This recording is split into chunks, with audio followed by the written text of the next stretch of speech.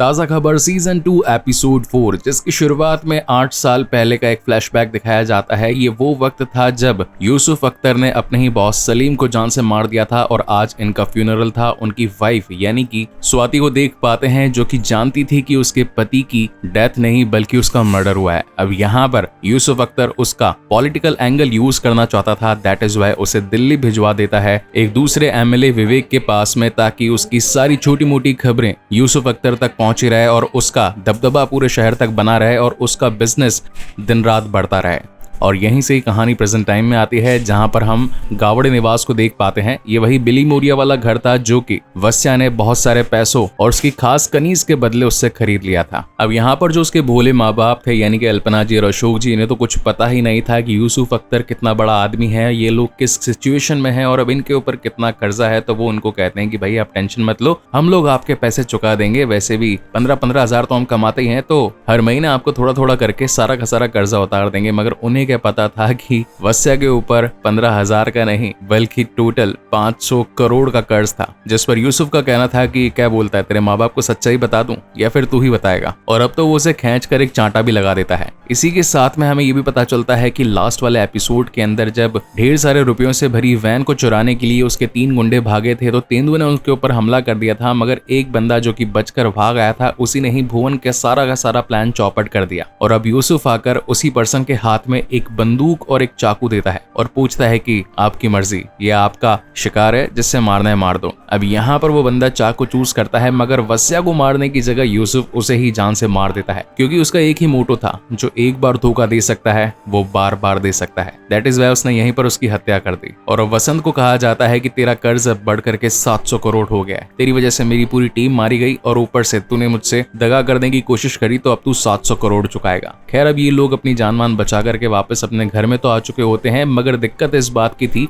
कि माँ बाप को यानी कि अल्पना जी, अशोक जी को यूसुफ ने अपने पास ही रख लिया था। अब यहाँ पर नेक्स्ट डे इनकी पूरी टीम यूनाइट होती है और ये सोचने लगते हैं कि आखिर इन खबरों के जरिए हम और भी अगेन पैसा कैसे कमा करके यूसुफ का कर्जा चुका सकते हैं। हालांकि इस वक्त इनकी मदद करने के लिए अमेरिका से शाजिया भी आ चुकी होती है। वेल, उसकी फीस जो थी वो 3 महीने की ही भरी गई थी और अब इनके पास में ज्यादा पैसा नहीं था। महमूद भाई पूरी तरीके से गरीब हो चुके थे, दैट इज वाई वो इंडिया आ चुकी थी। अब इन लोगों की प्लानिंग थी कि कैसे भी करके उन कीवर्ड्स को ट्राई करें जिससे कि ज्यादा से ज्यादा मोटा पैसा कमाया जा सके। तो यहाँ पर वस्या कभी अपने फोन वाले ताजा खबर के ऐप के सर्च आइकन में कभी कार लिखता है, तो कभी लग्जरी आइटम, कभी एंटीक्स, तो कभी ड्रग्स, तो कभी माफिया, मगर उसे इतना कुछ खासा मिल नहीं पा रहा था। कि तभी मधु उसे कहती है कि एक बार स्पोर्ट्स ट्राई करके देखो, और जैसे वो स्पोर्ट्स डालता है तो इनको खबर आती है कि स्पोर्ट्स मंत्रालय के मंत्री के बेटे की अगवा की वजह से उससे 50 करोड़ की फिरौती मांगी गई। तो यहाँ पर अब ये लोग उसके बेटे को अगवा करने की ट्राई मारते हैं। तो ये सभी प्लानिंग के चलते बैठ जाते हैं एक रेस्टोरेंट के अंदर, और यहाँ पर मधु और शाजिया बैठे होते हैं कॉफी ऑर्डर करके कि तभी उसका बेटा वहां पर पहुंचता है। अब शाजिया उसके पास जाती है उसे बातों में उलझाने के लिए, और गलती से उसकी कॉफी उसके जूतों पर पटक देती है। यहाँ पर वो बंदा नाराज भी होता है। तभी शाजिया बताती है कि वो तो स्नीकर्स की बहुत बड़ी होलसेलर है, उसने अभी तक इस शहर तो क्या पूरे इंडिया के अंदर अपना डिस्ट्रीब्यूशन फैला रखा है, तो अगर उसने जूते खराब किए हैं तो वो उसे नए जूते ला करके देगी। अब ये जो बंदा था ये थोड़ा स्नीकर्स के पीछे पागल था, और ये भी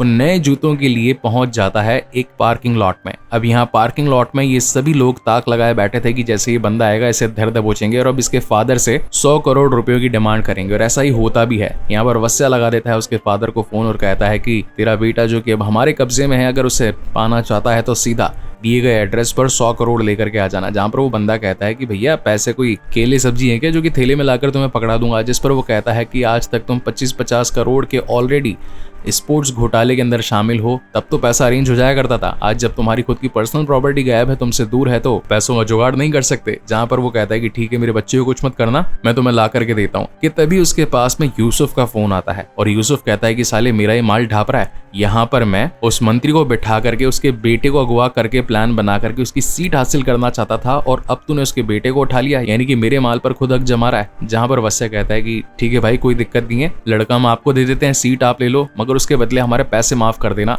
और अब यूसुफ भी इस बात पर अग्री हो जाता है। अब हालांकि 100 करोड़ तो ढीले हो चुके थे, मगर अभी भी इन्हें 600 करोड़ चुकाने थे, तो उस 600 करोड़ को ये कैसे लाएंगे, ये लोग अगेन उसी प्लानिंग वगैरह में लग जाते हैं और उसी सर्च ऐप का यूज करने लगते हैं, मतलब सर्च आइकन का यूज करने लगते हैं, जिससे कि इनको मालूम चल सके कि और भी कौन सी महंगी चीजें हैं जिनको बेच करके कर्जा चुकाया जा सके। तभी वो एक वर्ड डालता है, रेड। अब ये वो वर्ड होता है जिससे कि बड़े इनकम टैक्स वाले लोग आकर के अमीर लोगों को दबोच करके उनका सारा पैसा जो है जब्त कर लेते हैं, जेल वगैरह में ठूस देते हैं। तो एक बहुत बड़ा बिजनेसमैन होता है जिसकी खबर आ चुकी होती है कि उसे पुलिस पकड़ कर लेकर जाएगी और रेड लगाएगी। तो यहाँ पर ये लोग पैसा कमाने के लिए पहुंच चुके होते हैं उसी घर पर और उसको इन्फॉर्मेशन देते हैं कि अगर हमारे साथ में 500 करोड़ की डील करो तो हम तुम्हें बचा सकते हैं कि पुलिस कब किस वक्त तुम्हारे पास में आने वाली है, तुम्हें पकड़ने वाली है। जिस पर ये गंजा कहता है, यानी कि बिजनेसमैन, कि मैं 500 करोड़ के जेब में लेकर थोड़ी ना बैठा हुआ हूँ, और वैसे भी सारा पैसा तो बैंक्स में, और मैं इस वक्त तुम्हें दे भी नहीं सकता, क्योंकि अगर इतना बड़ा अमाउंट ट्रांसफर भी करूंगा तो भी मुझे पुलिस पकड़ लेगी। अच्छा, अब एक चीज आपने नोटिस करी, ये जो बंदा है इसकी जो आवाज है, अगर आप कान के पक्के हैं तो आपको मालूम होगा, थोड़े टाइम पहले मनी हाइस्ट करके एक सीरीज आई थी, उसमें प्रोफेसर नाम का जो कैरेक्टर है उसका जो वॉइस ओवर किया है वो इन्हीं भाई साहब ने किया है। तो जिसने भी अगर मनी हाइस्ट देखी होगी तो वो इसकी वॉइस से रिलेट कर पा रहा होगा। Okay, so now coming back to the main story. पैसे तो नहीं होते, लेकिन ये बंदा क्या है कि बहुत ज्यादा लड़कियों का शौकीन था और मधु तो ऑलरेडी प्रोस्टिट्यूशन के ही काम में थी, तो इसलिए वो कहती है कि जब मैं तेरे पास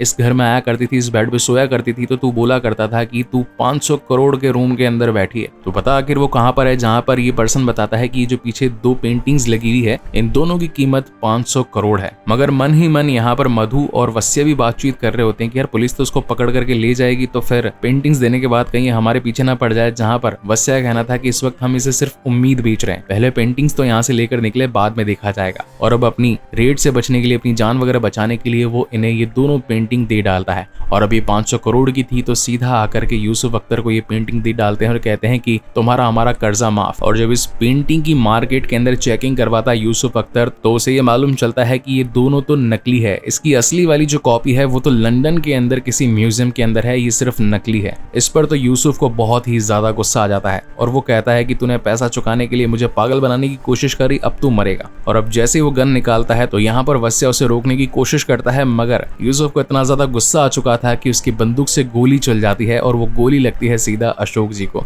और वहीं पर उनकी डेथ हो जाती है। वस्या चाहकर भी अपने पिता को बचा नहीं पाता और अपनी आंखों के सामने अपने पिता को तड़प तड़प कर मरते हुए देखता है। और इसी तगड़े सस्पेंस के साथ में ये शानदार एपिसोड यहीं पर खत्म होता है। आई होप गाइस कि ये वीडियो एक्सप्लेनेशन आप लोगों को पसंद आया होगा। अगर आया है then please do like, comment and share this video as much as possible. इसके आने वाले अगले 2 एपिसोड यानी कि 5th और 6th बहुत ही ज्यादा इंटरेस्टिंग होने वाला है, जिसे भी हम जल्द ही लेकर के आएंगे। सो तब तक के लिए keep watching and stay safe. Thank you so much guys for watching this video. मिलते हैं अगले वीडियो में।